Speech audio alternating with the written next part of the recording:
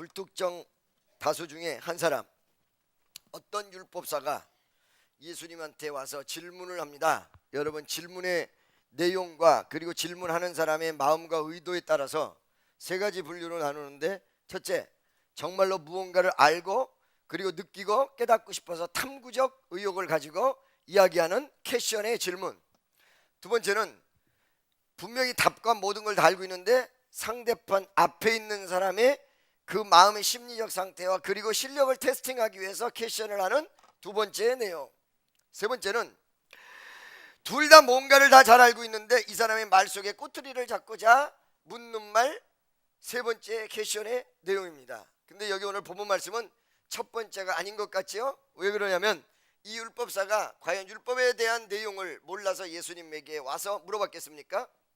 예수님의 마음을 테스팅하고 그 다음에 예수님에게 꼬투리를 잡고자 어떤 율법사가 와서 예수님에게 물었습니다. 근데 물음의 핵심적 내용은 무엇이냐면 바로 기독교, 유대교의 가장 핵심적 내용이고 삶의 핵심적 내용이며, 그리고 여러분 이 땅에서 모든 사람들의 가장 최대의 질문과 최대의 문제를 이야기하는 것입니다.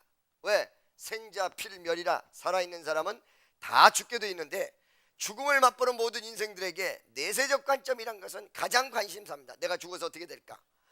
죽음을 향해 달려가는 사람은 자기의 사후세계에 대한 불안 때문에 자기의 제명에 죽지 못하고 먼저 세상을 하직하는 경우가 많다고 합니다. 총을 빵 맞으면 그 총에 의해서 죽을 확률은 20%, 나머지는 총에 맞았다는 충격에 의해서 쇼크사 80%라고. 암에 의해서 죽는 사람은 암에 의해서 죽는 경우는 5%, 암 때문에 다가오는 식욕이 부진되고 영양실조에 의해서 죽는 사람이 95%라는 이 충격적 기록이 나와 있습니다. 물론 식욕이 부진되고 그 다음에 먹지를 못하는 모든 요인은 암에서부터 왔겠지만 직접적 사인의 원인이 암에 의한 것보다 바로 그 암 때문에 이루어진 여파에 의한 것이 더 훨씬 더 많다라는 반증 내용이죠. 자, 이와 같이 예수님을 향하여 질문했던 그 내용들이 어떤 가장 중요한 핵심을 딱 찔러서 죽음이라는 것과 그리고 삶의 이후에 연장선상에 있는 영생이라는 관점으로 딱 모두어졌어요. 하나님, 예수님, 어떻게 해야 영생을 얻으리까? 이 핵심적 내용이거든요. 그때 예수님 뭐라고 대답했냐면, 성경에 뭐라고 얘기 나왔냐, 율법에 뭐라고 나왔냐 그랬더니 이 사람이 신명기의 말씀을 인용합니다. 마음을 다하고 목숨을 다하고 성품을 다하여 하나님을 사랑하라. 그러니까 예수님께서 그렇게 해라, 그렇게 하면 되지 않겠냐 라고 얘기했어요. 그런데 여기서 질문은 끝나지 않았습니다. 이 사람이 바로 그 핵심을 접근하며 또 예수님에게 꼬투리 잡고자 보다 접근적 내용에 대한 질문, 보다 현실적 내용에 대한 질문을 또 했다는 것입니다. 그러면 이 두 번째 질문을 여러분이 알기 전에 첫 번째 질문과 어떤 상관이 있느냐? 대단히 상관이 있습니다. 두 번째 질문은 누가 친구입니까? 라는 것이었거든요. 그러면 누가 친구냐고 물어보는 것이 어떻게 영생과 연관이 되느냐? 바로 영생이라는 것이 셀프가 안 된다는 거죠. 여러분, 내 자신을 내가 스스로 구원할 수 있다면 구원의 은혜라는 말은 필요 없다는 것입니다. 셀프가 안 되기 때문에 누군가가 나를 구원시켜 줘야 돼요. 그러면 나를 구원시켜 주는 사람은 누구냐면 가장 나를 사랑하는 사람, 가장 나에게 친근감 있는 사람, 가장 나를 도와줄 수 있는 사람, 바로 이게 구원과 연관이 있기 때문에 영생의 구원과 가장 친구가 누굽니까? 라는 말이 첫 번째 질문과 전혀 동떨어진 질문이 아니라는 것입니다. 두 번째, 잘 드세요 여러분. 많은 사람들이 오늘 이 사마리아 사람에 대한 이야기를 예를 들어서 이 세상을 어떻게 살 것인가란 것에 지침이다. 누가 친구인지 구분하면서 살아야 되고 내가 많은 사람에게 친구가 돼줘야 된다라는 관점으로 수직적, 내가 요즘 수직 수평을 많이 얘기해요. 수직적인 차원에서 생각하지 않고 수평적으로 생각한다는 거죠. 구제가 무엇인가, 어떻게 구제해야 진짜 구제인가, 그 다음에 주의 일이 무엇인가, 이런 관점으로 많이 보는데 바로 여러분 문맥상 이런 관점으로 바라보는 내용이 오늘 이 사마리아 사람, 선한 사마리아 사람에 관한 내용과 많이 동떨어져 있어요. 바로 여러분 이 내용은 예수님과의 관계에 대한 내용이에요. 진짜 친구에 대한 내용이 아니에요. 이제 방금 첫 번째 얘기한 대로 영생과 나를 영생시킬 수 있는 그분이 가장 가까운 친구라는 차원에서 연관성이 있다고 했듯이 선한 사마리아 사람은 영생, 구원, 은혜와 관계되는 내용이라는 것입니다. 그래서 여러분, 오늘 이 말씀 속에 여러분이 은혜를 다시 회복할 수 있는 말씀이 들어있고, 여러분이 모든 질문의 퀘션에 대한 답을 얻을 수 있는 그 답이 이 오늘 본문 말씀 속에 들어가 있다는 것입니다.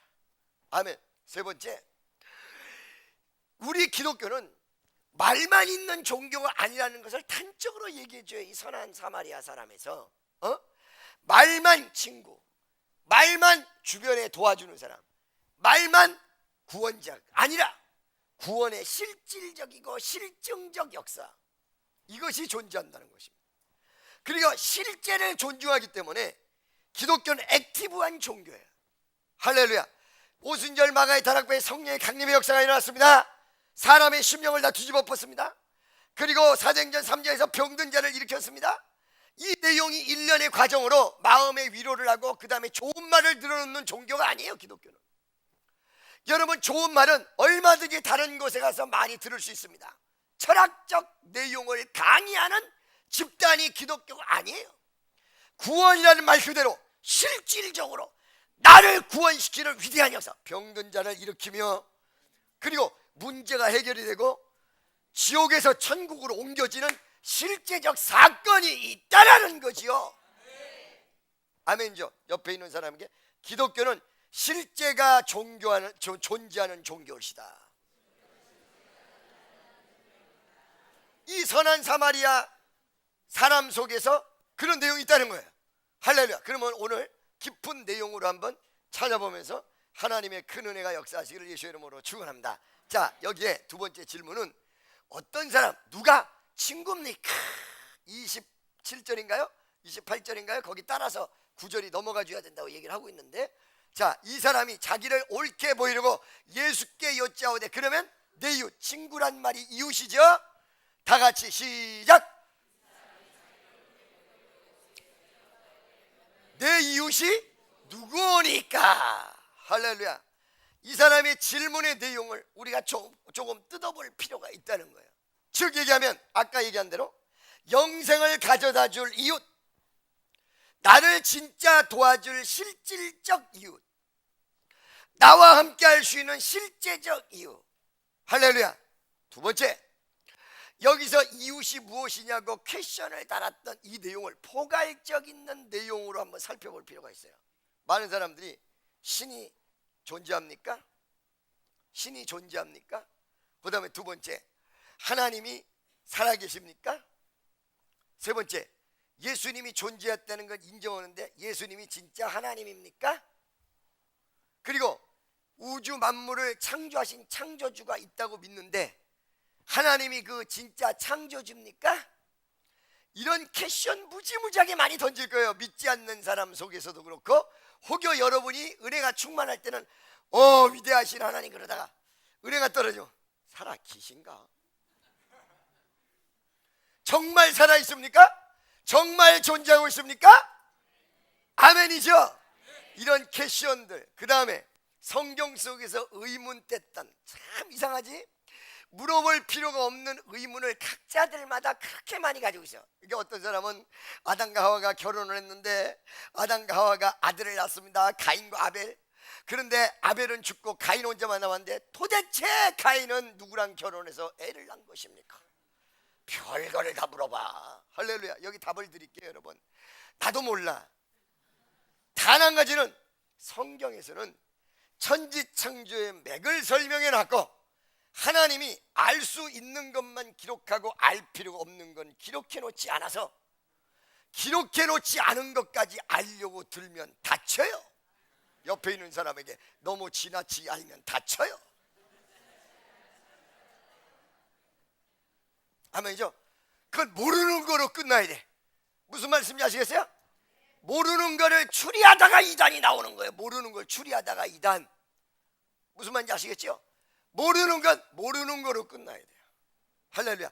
잠깐, 수없는 사람들이 수없는 시간 속에서 수없는 철학적 내용을 가지고 퀘스천을 던진단 말이에요. 계속적으로. 정말 하나님 살아계십니까? 그리고 예수 메시아 맞습니까? 예수가 존재하십니까? 진짜입니까? 진짜입니까? 진짜입니까? 오늘 말이에요, 내 이웃이 누굽니까? 라는 이 질문 속에서 사람들 머릿속에 의구심 품어지는 모든 질문을 포괄적으로 한번 볼 수 있다. 누가 이웃입니까? 할렐루야. 여러분 잘 들으세요. 여기서 이 30절부터 주님이 주신 답이 그 모든 질문의 포괄적 답입니다. 왜 그런 줄 알고 계십니까? 첫째, 여러분, 예수가 메시아입니까?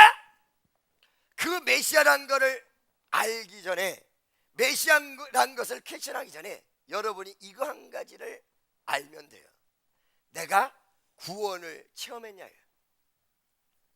말씀 속에서 예수 그리스도를 통한 구원을 체험했냐요. 아멘이죠. 정말 이것이 의문이면 여러분이 정말 2000년 전에 존재했다는 그 예수가 살아서 움직이는 것을 체험 수 없는 사람이 했다고 하는데 여러분들이 체험하면 어떻게 되겠냐요. 그냥 일반의 사람이었다면 2000년의 시간을 뛰어넘어서 나에게 구원이라는 위대한 역사가 현실 속에, 마음 속에, 주변 환경 속에 나타나겠냐. 할렐루야. 구원자는 여러분을 진짜 구원시켰던 역사, 구원의 체험, 구원의 내용이 존재하는 그분이 구원자예요. 알겠습니까? 그래서 여러분, 말씀과 함께 그 말씀의 내용을 신앙과 환경과 그리고 나의 모든 생활 속에서 체험한 사람은 하나님을 결단코 부인하지 않습니다. 왜? 내가 구원받았기 때문입니다. 이게 중요해요. 여러분, 이 기독교는 주입해서 세뇌시키는 종교가 아니에요. 여러분, 세뇌시킨다면 일주일에 한두 번 나와서 세뇌가 안 돼. 내가 보니까 나도 세뇌시켜 보려고 노력을 해보니까 텔레비 보고서는 단박 뒤집어져 가지고 와. 실질적 체험, 실제적 경험. 내가 죽을 수밖에 없는데 날 살렸어. 내가 죽을 수밖에 없는 환경 속에서 나를 건졌어. 작은 데서부터 큰 데까지, 생활과 환경 속에서 미래까지, 과거서부터 오늘 이 순간까지 알파와 오메가며 처음과 나중으로 끝까지 나와 역사하시는 위대한 그분을 내가 체험하고 구원의 확신, 구원의 역사가 있다면 그분을 절대로 부인할 수 없고 모든 퀘스천에 대한 답은 거기서 주어진다는 것입니다. 할렐루야. 믿습니까? 그래서 여러분, 제가 항상 얘기했잖아요. 한경진 목사님 보고 하나님 살아계십니까? 그랬더니 한 목사님이 살아있죠. 어떻게 하십니까? 느낌으로 합니다. 이 느낌 뭐예요? 자기를 구원시켰던 내용을 느껴요. 눈을 우리가 감고 있을 때 이 어떤 인적인 그 감각을 통해서 사람이 옆으로 싹 지나가면 눈은 감고 있어서 보지 않았지만 안다. 반드시 지나갔어. 반드시 느껴졌어. 그게 하나님의 역사예요. 그게 느낌이에요. 그 느낌을 통해서 이해하고 안다는 것이지요. 지난 성도 여러분, 오늘 우리 주님이 주시는 답으로 하나님의 위대하고 놀라운 역사가 일어나시기를 주의 이름으로 간절히 축원합니다. 세 번째, 구원자의 근거리. 여러분, 어느 날 방송을 보니까 경찰은 여러분에게 5분 거리에 있습니다 이렇게 나오고, 백밀러를 보니까 뒤에 차는 백밀러 보이는 것보다 훨씬 가까이 있습니다 이런 표가 있어요. 구원자이신 예수가 여러분과 나에게 무엇이 되어 있냐? 가장 근거리. 여러분, 이웃이라는 것은 나에게 가까운 근거리의 모든 것을 지칭하지만 가장 가까운 것부터 조금 멀리 떨어져 있는 것까지 내 주변의 모든 것을 이웃으로 지칭하고 있어요. 만약에 이야기가 예수 그리스도의 메시아적 얘기고 위대한 하나님의 역사를 얘기한다면 바로 여러분, 예수를 뭘로 표현하고 있냐면 이웃으로 표현하고 있다. 예수님은 저 위에 계신 분이 아닙니다. 2000년 전의 역사 속에서 숨어있는 분이 아닙니다. 내 옆에서 말없이 지켜보는 분이며 나와 동행하는 삶 속에 그분을 느낄 수 있는 분이라는 것이에요. 그래서 이웃이에요. 여러분, 성경 말씀에 지성적 내용은 가지고 있는데 이 지성에 따른 어떤 느낌적 내용이 존재하지 않는다면 이거는 지식으로 그치고 끝났어요. 그분이 나와 동행하는 이웃, 그분이 나와 함께 걷는 친구, 그분이 나와 일평생 같이 함께하는 인생의 반려자로 존재한다, 라는 이야기를 하고 있는 것이죠. 여기 부인들이 있으니까 남편을 모를지라도 그분은 알 것이며, 부인은 모를지라도 그분은 알 것이고, 그분은 나와 동행하고 있다는 이웃적 개념 속에서 여러분이 풀어나간다면 오늘도 가장 조그만 일서부터 가장 인생의 결정적 내용까지, 가장 하찮은 것부터 가장 귀한 것까지 전인격적으로 주님과의 만남 속에서 생활을 하게 돼 있다는 것입니다. 다시 한번 옆에 있는 사람이 전인격적으로 주님과 동행하는 삶, 그것이 바로 예수 믿는 삶입니다. 할렐루야. 그래서 이 질문 내용 속에 너무 많은 포괄적 내용과 그리고 예수님의 답변 속에 너무 많은 우리 인생의 모든 답을 가지고 있다는 거예요. 할렐루야. 이렇게 질문을 딱 했던 율법사 앞에 예수님께서 기가 막히고도 명쾌한 답을 주고 있습니다. 30절 보니까 예수께서 대답하여 가라사대 어떤 사람이 예루살렘에서 여리고로 내려가다가 강도를 만나매. 날 보세요. 잘 들어보세요. 자, 여러분, 예루살렘은 영적으로 보면 은혜로운 곳입니다. 여러분, 사도행전 2장 1절에 보니까 예루살렘을 떠나지 말아라. 할렐루야. 그런데 이 예루살렘에서 어디로 가고 있었어요? 여리고로 내려가다가, 여러분 참고로 말씀드리면 예루살렘은 산 위에 있습니다. 그래서 모든 이스라엘 백성이 쳐다보게 돼 있어요. 여러분, 이 종교의 눈이 위를 쳐다보는 관점으로 갈 때는 여러분이 은혜가 충만해요. 근데 아래로 내려보는 관점으로 갈 때는 문제가 생긴다는 거예요. 할렐루야. 믿습니까? 그래서 많은 사람들이 교회 와서 시험 들었을 때 교회에 와서 시험 들었다는 이유로 내려다본다는 거죠. 이것이 큰 문제가 돼요.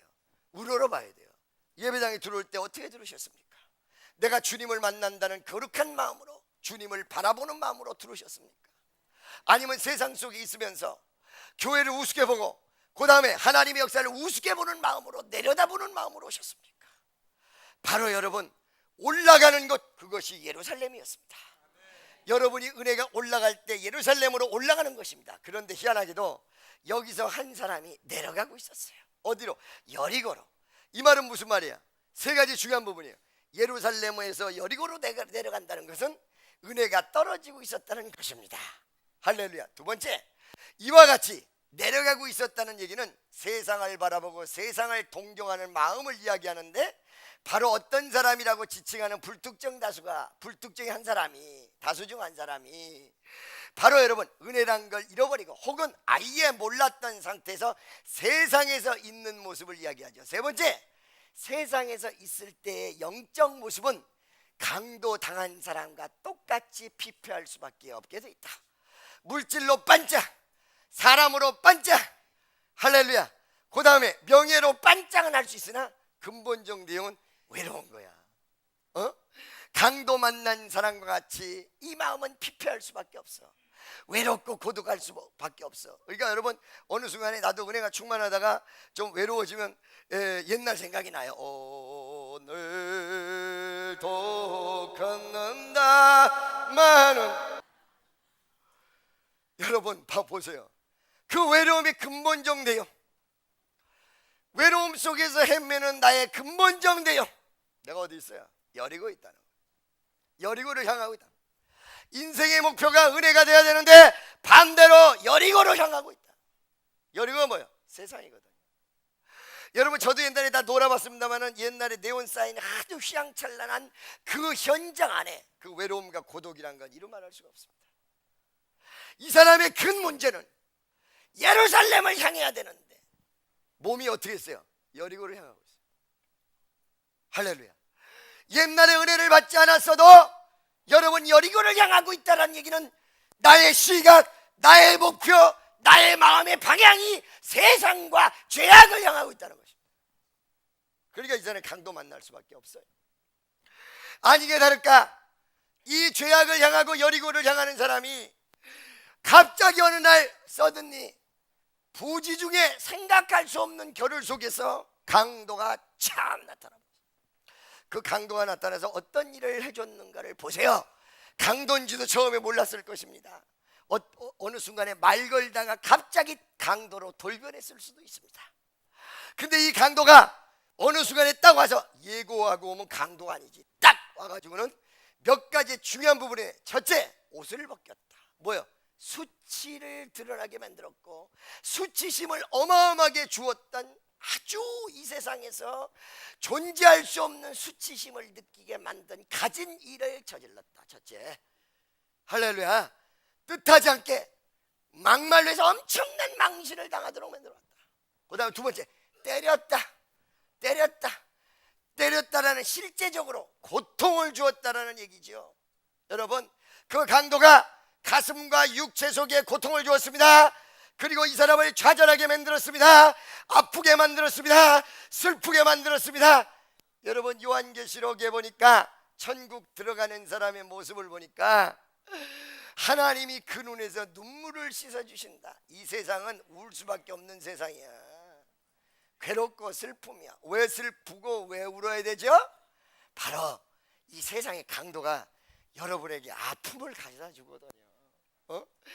가슴에 상처를 가져다 주거든요. 이 자리에 여러분 가슴에 상처 없는 사람 있습니까? 이 자리에 여러분 아픔이 없는 사람 있습니까? 왜요? 세상으로부터 너무 맞았거든요. 옆에 있는 사람 혹시 많이 맞아본 경험 없으세요? 물어보세요. 수치를 당한 것도 모자라 너무너무 아프게 만들었어. 마음이 너무 아파. 사람 때문에 실현을 당해서 물질이 사라지고 여러 가지 악조건으로 내 가슴 속에 다가오는 고통을 가져다 줬어. 여러분, 우리는 너무너무 많이 아프고 살지 않았을까요? 너무너무 가슴이 쓰린 상처가 남아있지 않을까요? 왜요? 때려 맞았거든요. 옆에 있는 사람에게 맞느라고 고생 많으셨습니다. 그렇죠? 누구 잘잘못을 얘기하는 게 아니에요. 지금 여기서 맞은 것 자체만 가지고 얘기하는 거예요. 아무리 잘못했어도 맞은 자는 아프게 돼 있어요. 잘못하고 맞으면 아픈 통증이 시원함으로 바뀐답니까? 아무리 잘못해도 두들겨 맞으면 아픈 법이야. 할렐루야. 나는 맞는 게 너무너무 좋아서 날마다 맞으면 시원하다 손 들어보세요. 얼마나 많이 맞아서 상처 투성이 누구한테 맞았는지도 몰라. 교회 다녔는데도 교회 안에서 맞았다 그래요. 사회 속에서 맞았다 그래요. 우리는 찬반을 논하고 있으며 죄를 논하고 있으나 그 개인으로 바라볼 때는 죄를 지었다 손 치더라도 그 맞았을 때 아픔이라는 건 대단한 것이지. 옷을 벗겨 수치당한 것도 모자라 두들겨 맞았어. 그런데 이 맞음이 나중에 어떤 결과를 낳냐? 세 번째, 거짓말 죽었어. 그리고 어떻게 됐어요? 버림을 받았어요. 세상에서 버림받고 귀한 세월 방탕하다 아버지를 만났을 때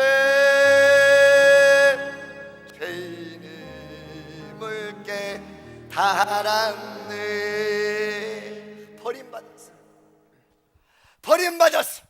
가족들로, 식구들로, 친구들로, 주변들로, 어떨 때는 동료들로, 수없는 사람에게 버림받았어. 여러분, 이 사람은 이제 만신창이가 돼서 구제불능의 상태로 간 사람이었습니다. 할렐루야. 바로 이 사람은 누구를 지칭해서 한 말인지 알고 계십니까? 이스라엘 백성을 지칭해서 한 말이었습니다. 너희 이스라엘이 바로 이런 모습이다. 너희 이스라엘이 이와 같이 강도당한 사람의 모습이다. 나의 모습이 오늘날에 옆에 있는 사람, 당신의 모습이에요. 당신의 모습. 아니 목사님, 난 버림받지는 않았는데.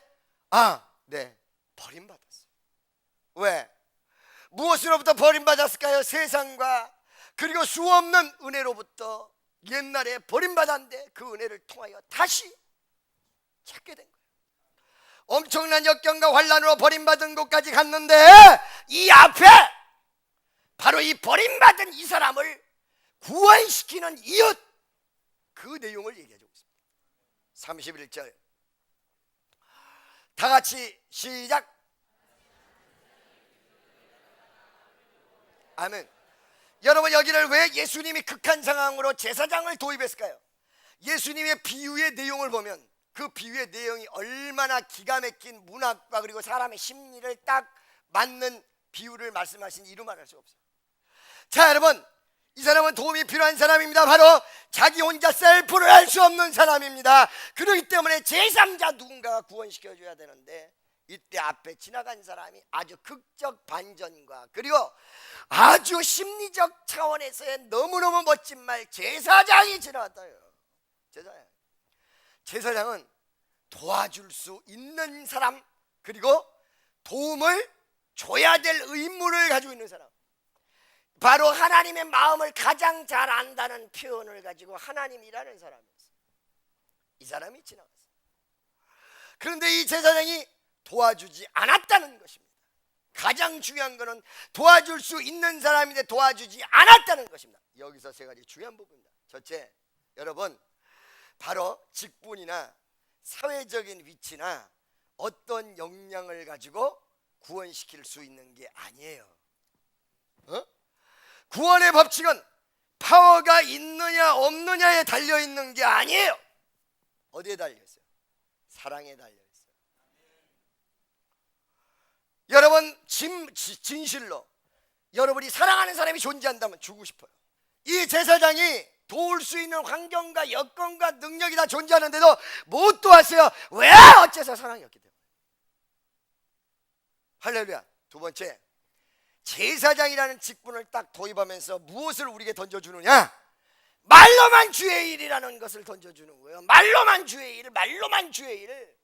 바로 이 사람은 하나님의 제사장 직분을 담당하는 사람이란 얘기예요. 여기서 기독교 실증적 내용이 나오는 거야. 말로만 하는 종교가 아니다 이거야. 말로만 제사 드리는 종교가 아니다 이거야. 말로만 예배 드리는 종교가 아니다 이거야. 실제적으로 파워와 능력으로 역사하는 종교.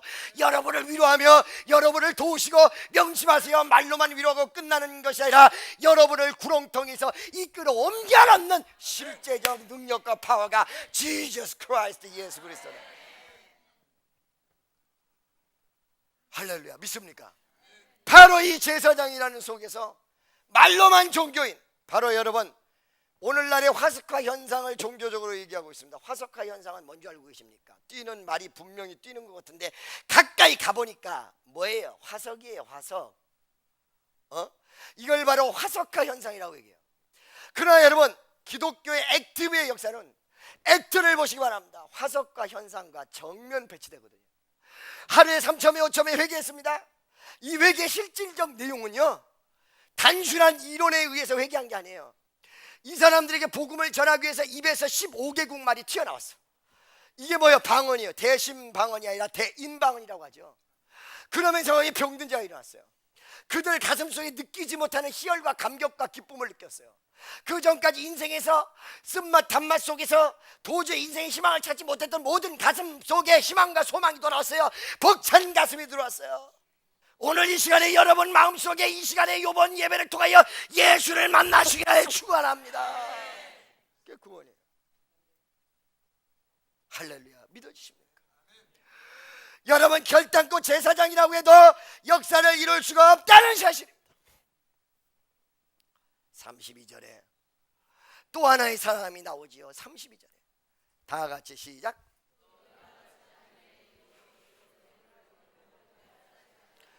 여러분, 제사장과 레위가 일맥상통하는 것으로 보이십니까? 여러분 잘 들어보세요. 제사장은 하나님 일 속에 제사 지내는 일만 하는 사람이에요. 그렇죠? 그 다음에 제사장 말고 레위인은 제사장들을 도와서 제사를 아름답게 될 수 있도록 시다바리서부터 해가지고 하나님의 일을 전반적으로 하는 사람들이 레위인이, 오늘날의 평신도 집사님, 권사님입니다. 아멘. 집사님, 권사님. 여러분, 제가 말씀드렸죠? 여러분, 진짜 성도는 어떤 성도냐? 제가 요번에 작년에 LA 가가지고 그것 때문에 막 웃었던 그 비행기 사건 있죠. 비행기. 목사님하고 장로하고 그 다음에 초등학생하고 집사하고 4명이 비행기를 타는 거야. 비행기 타고 날아가는데 이 비행기가 추락하게 됐어. 그러니까 담임 목사님이 그때 4명이 비행기를 탔는데 낙하산은 몇 개 있었다? 3개. 담임 목사가 낙하산을 딱 걸머쥐더니 여러분 이렇게 낙하산을 타는 것입니다. 나를 따르세요. 그러고 탁 내렸어. 그러니까 장로님이 나는 목사님을 보조해야 됩니다. 그래가지고 낙하산 하나 메고 쫙 내렸어. 몇 개 남았어 이제 낙하산? 집사하고 누구 남았어? 초등학교, 주일학교. 그죠? 이 2명이 딱 남아 낙하산 하나 있는데 집사님이 양보하는 거야. 초등학생에게. 예, 이 낙하산을 타고 내려가라. 나는 비행기와 함께 운명을 같이 하겠다. 어서 내려가. 그러니까 이 초등학생이 집사님 걱정할 거 없어요. 낙하산이 하나만 있는 줄 아시죠? 2개가 있어요. 아니 어떻게 2개가 있어? 아까 2개를 타고 내려갔는데. 집사님 장로님이 낙하산 타고 내려갈래다가 하도 급해가지고 착각을 일으켜서 내 배낭을 낙하산인 줄 알고 착각해서 메고 뛰어내렸습니다. 내가 이 예화를 왜 들었다고 그랬어요? 오늘날의 교회를 지키고 있는 사람이 누구냐면 집사들이어야 된다. 오늘날의 추락하는 교회를 지키고 있는 사람들이 누구냐면 평신도들이라는 거예요. 그런데 이 평신도들이 교회를 지키고 이래야 되는데 바로 이 사람도 지나갔다는 거예요. 그러니까 여러분 사실 어떤 면에서 교회 안에서 사랑이 더 없을 수 있어요.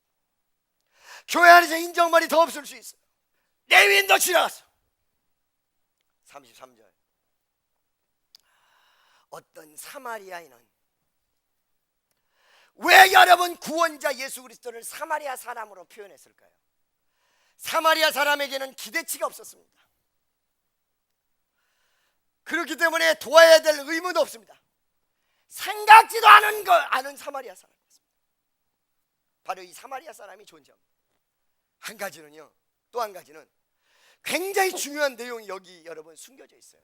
여러분 기도 열심히 할 때 언제 응답되는지 아세요? 옆에 있는 사람 물어봐. 기도 언제 응답되는지 알고 계세요? 물어보세요. 여러분 무인도에 말이에요 한 서너 명 있는데 의사가 한 명 딱 있어요. 여자 의사. 이 무인도에 서너 명이 있는데 근데 이 중에 병이 난 사람이 하는데 이 병이 난 사람은 절대 여자 의사한테 안 가는 사람이야. 여자 의사한테는 진료도 안 받아. 여자 의사를 무시하는 남자였어요. 여자 의사를 아니 더 나아가서 혐오하는 사람이 있어요. 그런데 이 섬이 무인도가 딱 되니까 다른 의사는 없고 그냥 기다리면 죽게 돼 있으니까 여자한테는 안 갔던 사람인데 상관없이 여자 앞에 딱 드러내고 옷을 벗들어요. 바로 이거예요. 이 사마리아 사람은 어떤 사람이냐면 이스라엘이 혐오를 느끼게 만드는 사람이에요. 이스라엘이 가장 싫어하는 사람. 전부들 싫어하죠 이스라엘이. 그 말은 무슨 말이냐면 이것이 지금 평상시 같으면 이런 일이 안 좋은 일이 벌어졌을 때 사마리아 사람이 도와준다 그러면 거절하고 당신이 나를 왜 돕냐고 내 몸에 손대지 마 이랬을 거라는 거예요. 근데 이 강도 만난 사람은 좀 있으면 죽어. 그러니까 어떻게 했어요? 사마리아 사람을 인정하지 않아도 하는 수 없이 어떻게 해요? 그 사람을 의탁할 수밖에 없어요. 여러분 여기서 기도의 능력의 파워가 어떻게 나타나는 줄 아세요? 여러분이 마음으로 느낄 수 있는 거, 판단할 수 있는 거, 생각할 수 있는 거 너무 급하다 보니까 이거 다 내려놓고 사마리아 사람일지라도 맡길 수 있는 그런 이 환자의 모습이 이루어지면 기도 응답돼요. 아멘이죠? Too much thinking. 여러분이 너무 분별하는 머리가 많습니다. 생각하는 머리가 많습니다. 그리고 여러분이 판단하려는 생각이 너무 많습니다. 이거 내려놓으면 응답되어집니다. 할렐루야. 이 사마리아 사람이 바로 이 증오의 대상이었는데 이 사람이 이 사람을 돕기 시작합니다. 바로 그가 친구라는 거죠. 이 친구가 바로 이웃이 어떻게 이웃이 됐는가 한번 잘 보세요. 그를 보고 첫째 어때요? 불쌍히 여겨. 이 불쌍히 여긴다는 말이 무슨 말인지 알고 계십니까? 가슴 아파했다는 거예요. 불쌍히 여겨의 뉘앙스와 그리고 원어 해석상 내용을 보면 가슴 아파했다. 그 가슴 속에 가슴 아파했다. 바로 예수가 어떤 분이요? 가슴 아파. 내가 고통을 당할 때 그 예수가 나를 향하여 가슴 아파. 사랑했기 때문에 가슴 아팠다. 첫째, 사마리아 사람이 바로 이 강도당한 사람을 향하여 가슴 아팠다. 아멘이죠. 진정한 친구는 누구예요? 진정한 구원자는 누구예요? 내 이 상황을 가슴 아파하며 돕기 위하여 나를 바라보는 그분이 진짜야. 그래서 여러분, 주님의 구원의 위대한 사랑과 역사를 느끼면 모든 의문점이 다 끝난다는 얘기가 거기 있는 거거든요. 할렐루야. 그냥 내버려 두는 게 아니에요.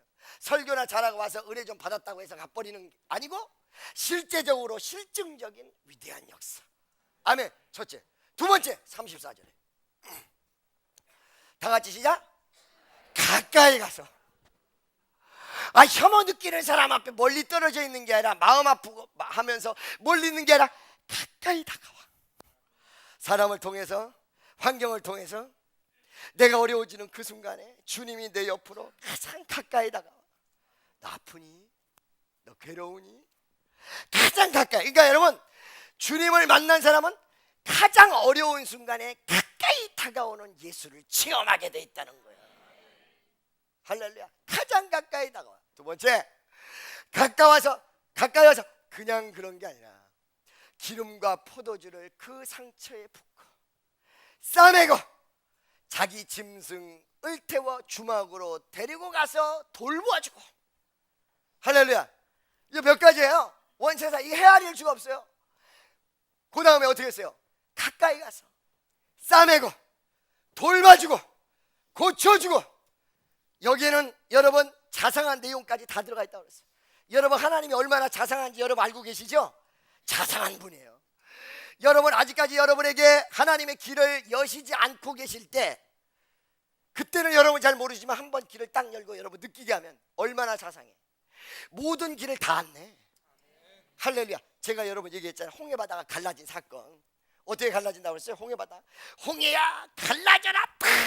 홍해야 갈라져라. 그러니까 홍해바다 어떻게 갈라졌어요? 어떻게 갈라졌어? 짜자자잔 짜자자잔 짠짠짠짠짠. 이것만 본다고 그랬죠? 이것만. 사람들은 홍해바다 갈라졌다. 그런데 나는 그것만 얘기하지 않았어요. 왜? 성경을 보니까 땅이 질어서 갈라졌어도 못 건너가. 바다 밑바닥은. 어떻게 된다고 그랬어요 여러분? 발이 푹 빠져. 저 뒤에는 바로의 군대가 쫓아오는데 이 발이 내 말을 안 들어. 그래 안 그래요? 이렇게 달려가면 금방 잡힐 거예요. 큰일 났어. 하나님이 온 세상에 이걸 아셔서 홍해 바다를 갈라놓고 바람을 불어. 어디요? 바람을 불어. 그래서 그 땅을 말려. 질지 않게 걸어가서 뒤에 있다가 뜀박질에 쉽게 적응해서 빨리 홍해를 건너갈 수 있도록 바람으로 촤. 사람들 이걸 얘기하잖아요. 그죠 여러분? 노아의 방주 시대에 온 세상에 40주가 비가 왔어요. 근데 여러분, 이 지구상에 모든 땅과 산이 다 잠기려면 비가 어느 정도 와야 되냐면 8,848m 이상이 와야 다 잠겨요. 왜? 에베레스트가 가장 높은 것이 8,848. 거기까지 와야 다 잠기는 거란 말이에요. 그러니까 얼마나 많이 왔어요. 여러분, 이게 이 물의 깊이가 이런 일반 땅에서도 8,000m가 넘었다라고 한다면, 만약에 하나님이 40이야 40주를 비가 오게 하신 다음에 갑자기 이제 끝났다, 이제 홍수시대 다 끝나서 방주가 이렇게 떠 있는데, 자 이제 다 끝났으니까 물아 사라져라. 그러면 어떻게 돼? 배가 방주가 딱 8,000m 떨어지면 살겠어요 안 살겠어요? 살겠어요 안 살겠어요? 인간의 머리는 어떻게 하냐면, 주여 왜 빨리 물이 안 없어져요? 너무 괴로운 거야. 망망대해. 섬 하나 보이지 않는 거야. 비둘기를 내보내도, 까마귀를 내보내도 이거 어떻게 하면 좋아? 섬 하나 안 보이는 거야. 그러니까 많은 사람이 어떻게 생각하냐면, 주여 하나님 왜 물을 빨리 없애주지 않으십니까? 물아 사라질지다. 아이고 지 죽는 거 모르고 이게 툭 떨어져서. 그게 어떻게 했어요? 시간이 흘러가면서 하나님이 바람을 불어가지고 이걸 말리오는 거야. 그게 어떻게 해요? 연착륙하도록 말려서 이게 점점 내려와서 아라랏산이라는 산에 탁 내려와서 아들 딸 낳고 손자 손녀 잘 보고 아름답고 멋지고 복되고 영화롭고 슬기롭고 지혜롭고 잘 먹고 잘 처먹고 잘 살게 다 만들어. 위대한 자상성. 보세요, 여기 포도주를 그 상처에 붓고 소독했다니 싸매고 짐승을 태워서 어디까지? 주막까지 갔어. 믿습니까? 가까이 다가서서 자상하게 모든 걸 다 했어. 근데 모든 것만 하고 끝났다고 생각하시죠? 여러분, 나를 그냥 이 순간에 도와주고 끝났다고 생각하죠? 35절에 이거보다 더 대단한 게 있어. 이튿날에 다 같이 시작.